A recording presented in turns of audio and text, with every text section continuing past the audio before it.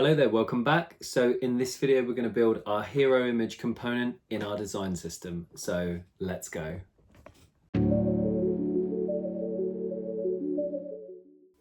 Okay, welcome back to the file. So we're in the UI kit and I should probably start by making a new page.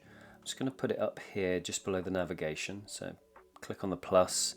I'm going to call it hero section for the moment. Yep, so that's fine. Let's just go in here. Let's copy out one of these pages just so I can steal the layout. Just click here, click back on here, let's paste. Okay, let's go in here, just remove the navigation links, and let's just update this page.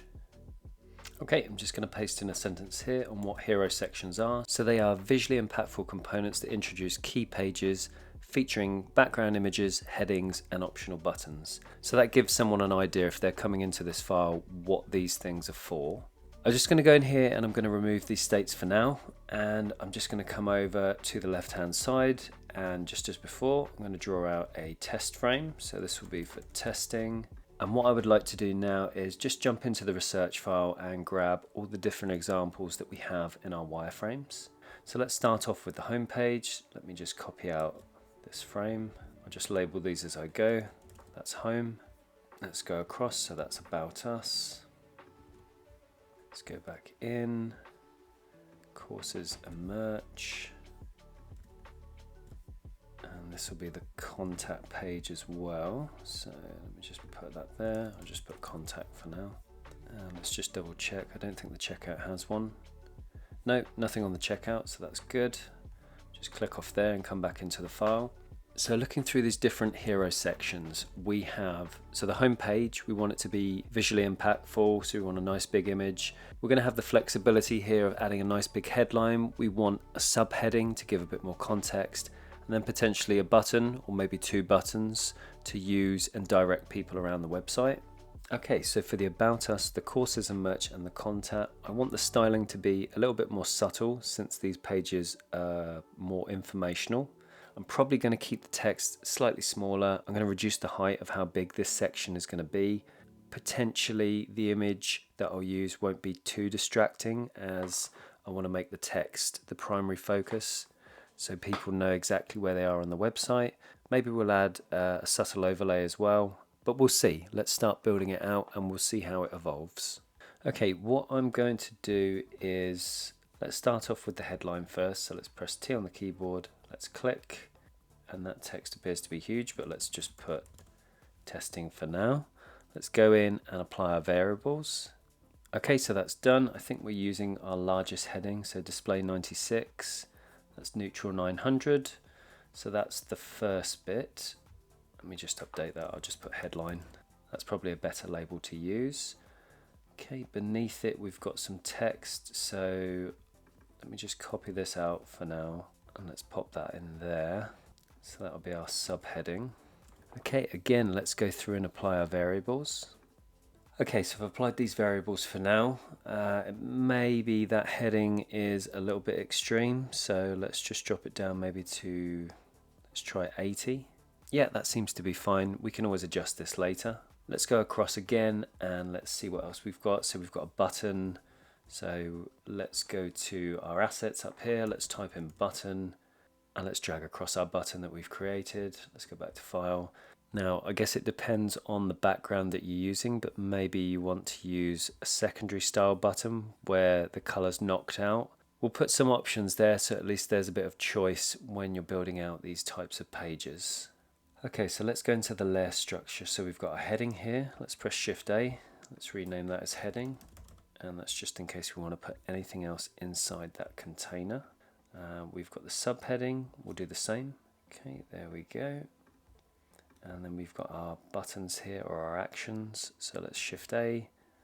Let's put actions. And let's just have a look at what we have here. Let's go back through these and just apply some spacing variables. Okay, that seems to be up to date. Let's just collapse those for now. Let's select them all and put these inside an auto layout, and we'll relabel that as content. And again, we'll just update our variables. Just going to move the subheading here into the heading area. Just going to click on heading and I'm just going to change that so it's vertical. let's just change the alignment so it's aligned left, and let's just select hug, and let's do the same here. Yeah, that's fine. Let's set that to hug as well. That's good. I just wanted to tighten up how close that text was. Just updated the headline again so it's the larger 96 pixel font. I think that will be okay. Let's just drag this so it's in the center, and holding Option you can kind of see how far away from the edges it is. So yeah, for now I think that should be okay.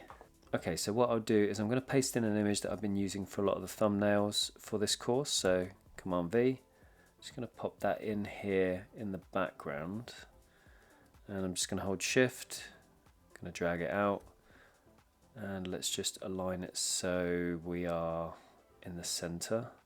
Just going to put that image to the back for the moment. And what I think we need to do now is we need to have some control over how much of the image comes through. So let's add another frame, which if I click off here, so let's draw a frame, just rename it to overlay for the moment. And I want the content to be above it. So if I go here, let's just put that to the edge. Let's just drag that so it's covering the whole image. And then what we'll use is neutral, and we'll just do 900. And what I want to do is I'm just going to drop the opacity down. I'll do 10% for now. At least we can control now with an overlay how much of the image bleeds through. So looking at the text, we probably want to update this. So we want to go to neutral. We'll probably go all the way down to neutral 0. Same for the subheading. You could probably change the secondary button in this instance. So you could probably put it down to neutral 0. Same for the button text. So we can do it for now for this edge case. So when you're using hero sections, you can use that secondary button in white. Just intrigued if I drop that opacity what it looks like. So it just improves the contrast a little, but let's set it down to, let's do 25 for now. Potentially the other thing that I might want to do is for this hero section, just collapse some of the layers. So potentially what you might want on a large hero section like this is the ability to add an image. So we can add the image on this side. Let's just scale that out. Right at this moment I don't have an image, so I'll just leave that in as a placeholder. I could always turn it off. I'll leave it there on for now just so we know it's there. And now that can be an option for when you want to use images in this hero section. Okay, part 2 of the video is coming next week, so like and subscribe, add some comments, and I will see you in the next video.